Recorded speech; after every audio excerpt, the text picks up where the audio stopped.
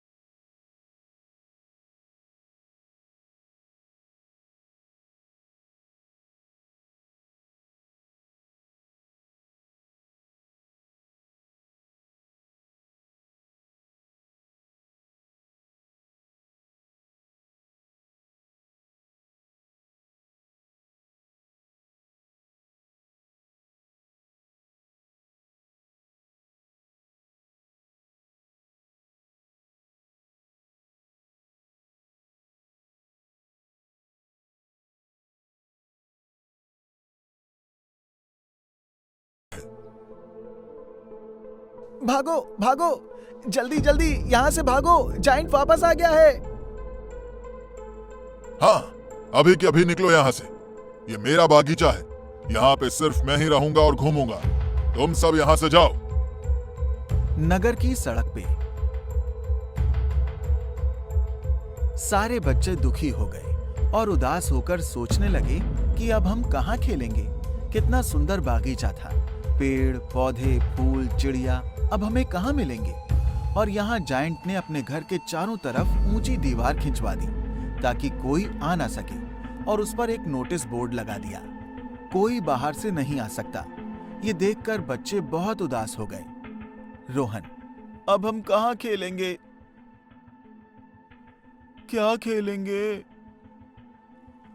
सड़क पर कितनी धूल और मिट्टी है। हम कितने खुश थे वहाँ का बगीचा कितना सुंदर था। समय बीतने लगा, साथ ही मौसम भी पूरे नगर में वसंत ऋतु का आ गया। खूबसूरत फूल और नए पत्तों से पेड़ सुंदर दिखने लगे। खुद सारे पंछी आने लगे और मीठे मीठे गीत गाने लगे। पर जायंट के बागीचे में अभी भी सर्दी का मौसम चल रहा था। सारे पंछी वहां आने का रास्ता भूल गए थे। लग रहा है कि इस साल वसंत ऋतु यहाँ इस बागीचे में आना भूल गई है। अरे वाह, ये तो अच्छा। फिर तो हम ही पूरा साल यहाँ रहेंगे। मैं ये हरी हरी मुलायम घास को अपनी सफेद चादर से ढक दूंगा, और मैं इन पेड़ों को अपनी ठंड से जमा दूंगी। मुझे लगता है कि हमें उत्तरी हवाओं को भी हमारे साथ बुलाना चाहिए। खूब मजा आएगा। हाँ, तुम सही कह रहे हो। धन्यवाद। आप लोगों के लिए मेरे पास कुछ खास है। मैं अपने साथ ओले भी लाई हूँ। अब हम खूब मस्ती करेंगे इस बगीचे में। कोई आता जाता नहीं है, हम ही यहाँ के राजा हैं। तो इस तरह ठंडी ठंडी बर्फ, उत्तरी हवा और ओले ने मिलकर खूब धमाल मचाया और इतने खूबसूरत बागीचे की हालत एकदम बुरी कर दी। हर जगह बर्फ और ओले और तेज रफ्तार में हवा से बागीचा पूरी तरह तहस नहस हो गया था। पूरे साल भर वहां ना तो वसंत ऋतु आई, न ही गर्मी का मौसम। मेरी समझ में नहीं आ रहा है कि इस बार वसंत ऋतु को क्या हो गया, क्यों अब तक आई नहीं है। मेरा पूरा बागीचा अभी भी बर्फ और ओले से भरा हुआ है। आखिर क्या नाराजगी है? मैं सब बागीचों में फल और फूल दूंगा, पर इस जायंट के बागीचे में कुछ नहीं दूंगा।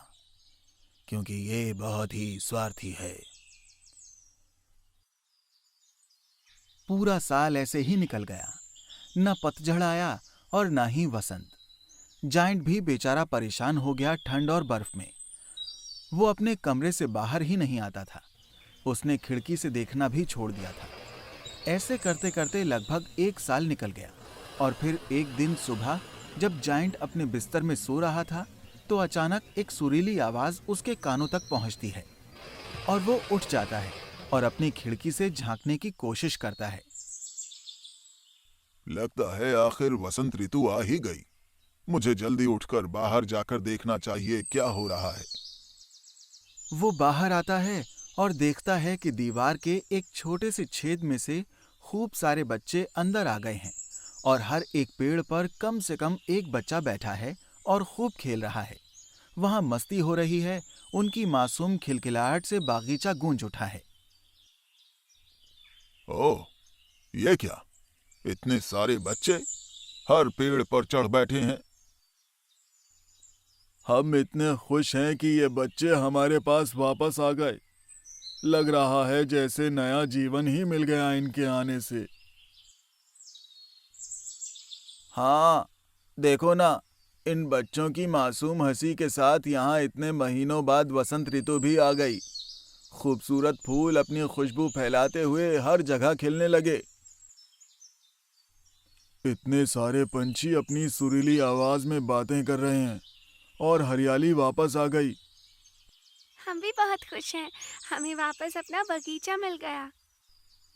देखो, पहले की तरह वापस इतने सारे फूल, फल और पंछी भी आ गए हमारे साथ साथ। ये तितली देखो कितनी खूबसूरत है। बागीचे के कोने में।